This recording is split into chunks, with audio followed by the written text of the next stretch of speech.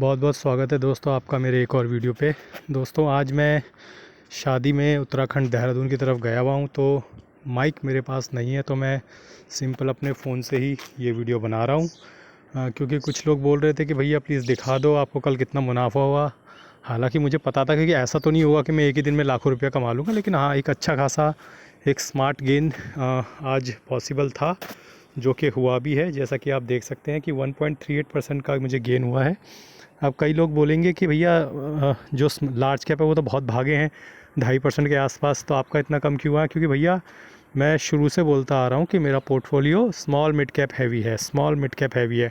वो अब मैं चेंज कर रहा हूँ क्योंकि आने वाला एक साल लार्ज कैप का दिख रहा है, तो मैं स्मॉल कैप और मिड कैप में कम इन्वेस्ट कर रहा हूँ, लार्ज कैप में ज़्यादा कर रहा हूँ। तो इस वजह से जो मेरी रीसेंट इन्वेस्टमेंट्स हैं वो लार्ज कैप में हैं, लेकिन उससे पहले जो मार्च अप्रैल मई जून के आसपास जो मैंने इन्वेस्टमेंट करी थी वो कम्प्लीटली मिड और स्मॉल कैप में करी थी।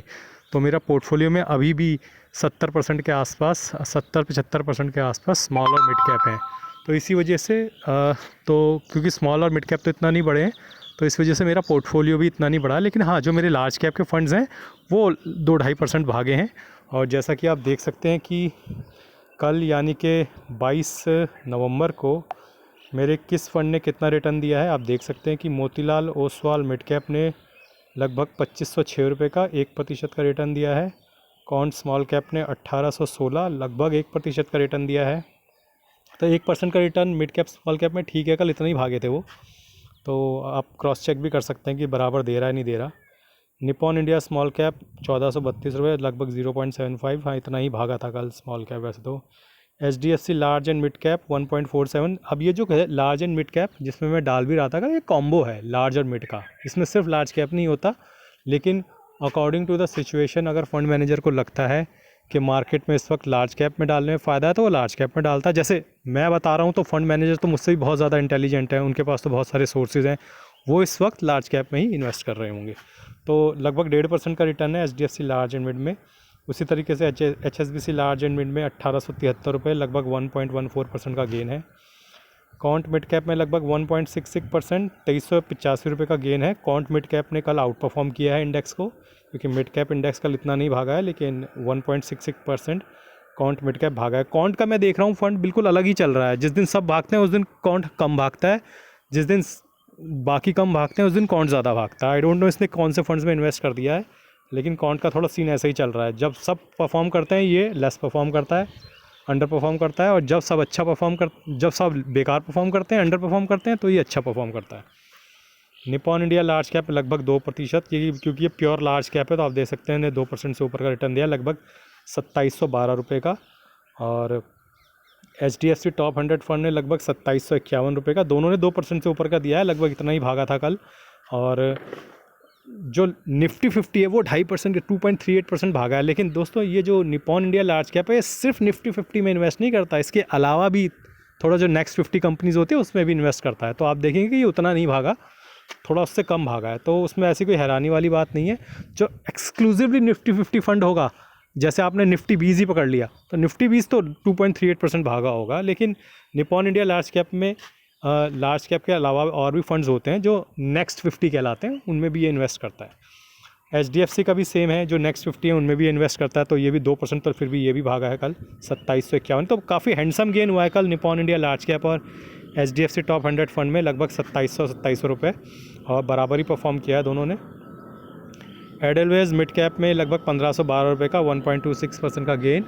और ये देहरादून से कोई एक प्लेन ऊपर जा रहा है, उसके लिए मैं माफ़ी चाहूँगा। देहरादून एयरपोर्ट के पास ही हूँ मैं, तो वहाँ से प्लेन जा रहा, तो शायद थोड़ी वजह से नॉइज़ आ रही है, लेकिन ये प्लेन जल्दी निकल जाएगा और फिर मेरी आवाज़ आपको साफ समझ में आएगी। इसके बाद आदित्य बिरला सन लाइफ PSU, दोस्तों आदित्य बिरला सन लाइफ PSU ने लगभग मुझे 2440 लगभग 2.23% का कल नोशनल गेन दिया है। Bank of India small cap 1286 लगभग 1.26%। बंधन स्मॉल कैप लगभग 1039 लगभग 104%। HDFC mid cap opportunities fund लगभग 923 रुपये लगभग 1% के आसपास। Can't large and mid cap 1451 लगभग 1.52% के आसपास। Invesco India PSU equity fund 1644 लगभग 2.1% के आसपास। तो PSU स्टॉक्स ने, PSU फंड्स ने कल अच्छा रिटर्न दिया, 2% के ऊपर सब हिट कर रहे हैं कल। बंधन कोर इक्विटी फंड ने लगभग 822 रुपये, 1.56, ये एक मिड कैप है। टाटा स्मॉल कैप ने लगभग 334 रुपये, 0.65%। कोटक इमर्जिंग इक्विटी फंड ने लगभग 545 रुपये, 1.26% का नोशनल गेन दिया है। नोशनल गेन, नोशनल शब्द का मैं इस्तेमाल कर रहा हूँ दोस्तों, मैंने बुक नहीं किया है ये प्रॉफिट, ना मैंने लॉस बुक किया है, ना मैंने प्रॉफिट बुक किया है। तो जब तक लॉस बुक ना करो और प्रॉफिट बुक ना करो, उसके आगे हमेशा एक टर्म का इस्तेमाल करना चाहिए, नोशनल। नोशनल मतलब आज है, कल हो सकता है ना हो। इन्वेस्को इंडिया मिड कैप ने लगभग 453, लगभग 1% का रिटर्न दिया है। कैनरा रोबेको स्मॉल कैप ने लगभग 563, लगभग 1.35% का गेन दिया है। पराग पारिक ने कल 463.91, लगभग 1.16% का गेन दिया है। पराग पारिक फ्लेक्सी कैप है दोस्तों, ये लार्ज, मिड और स्मॉल सब में इन्वेस्ट करता है। तो आई थिंक एग्जैक्टली इससे लार्ज कैप का रिटर्न एक्सपेक्ट करना गलत होगा। पराग पारिक लेकिन एक कंसिस्टेंट फंड है, आपको हर मार्केट में रिटर्न देगा। स्मॉल कैप भागेंगे तो ये फंड रिटर्न देगा, मिड कैप भागेंगे तो भी ये रिटर्न देगा, लार्ज कैप भागेंगे तो भी ये रिटर्न देगा, कंसिस्टेंट रिटर्न देगा। तो इससे वैसी मैं उम्मीद नहीं कर रहा हूँ जैसे लार्ज कैप के अलग फंड हैं, जैसे HDFC, निपॉन वगैरह, वैसी उम्मीद नहीं कर रहा हूँ। तो इसने ठीक रिटर्न दिया 1.16%। Motilal Oswal BSE enhanced value लगभग 763 रुपये, लगभग 2% का इसने रिटर्न दिया है।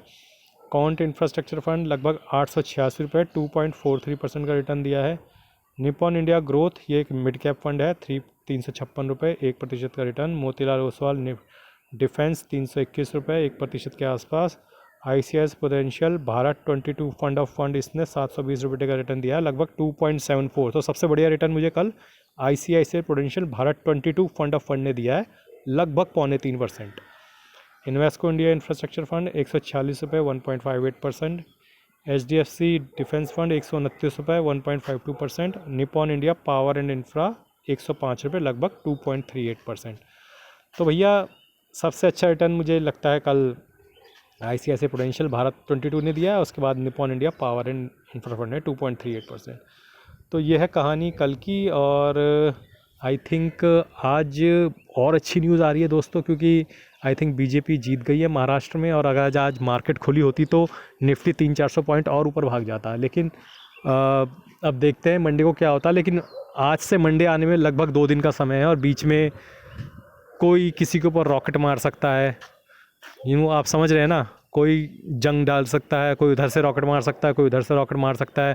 रशिया किसी के ऊपर हमला कर सकता है, नेटो के ऊपर, यूक्रेन रशिया पे हमला कर सकता है। तो इन 2 दिन में कुछ भी हो सकता है। लेकिन अगर आज मार्केट खुली होती तो हम 300-400 पॉइंट और बढ़ जाते, क्योंकि उसमें BJP पावर में आ गई है महाराष्ट्र में। सेम तो उसमें जो सेंटर में जो सरकार होती है जिसकी, वही अगर जीतती है राज्यों में, तो नॉर्मली खासकर महाराष्ट्र में, क्योंकि एक बड़ा राज्य है और हमारा बॉम्बे स्टॉक एक्सचेंज महाराष्ट्र से ही कंट्रोल होता है, तो आई थिंक एक अच्छा गेन होता स्टॉक एक्सचेंज में अगर आज मार्केट खुली होती। तो अगर बीच में कोई आज और कल कोई नेगेटिव न्यूज़ नहीं आती है तो मंडे को भी मुझे पूरी उम्मीद है कि मार्केट 200-300 पॉइंट तो निफ्टी भागेगा, और अच्छा गेन हमें देखने को मिलेगा। और ऐसा अगर होता है तो शायद मेरा म्यूचुअल फंड पोर्टफोलियो ये वाला जो थोड़े से लॉस में अब रह गया, वो शायद प्रॉफिट में आ जाए। तो दोस्तों आज के लिए बस इतना ही, धन्यवाद, गुड बाय।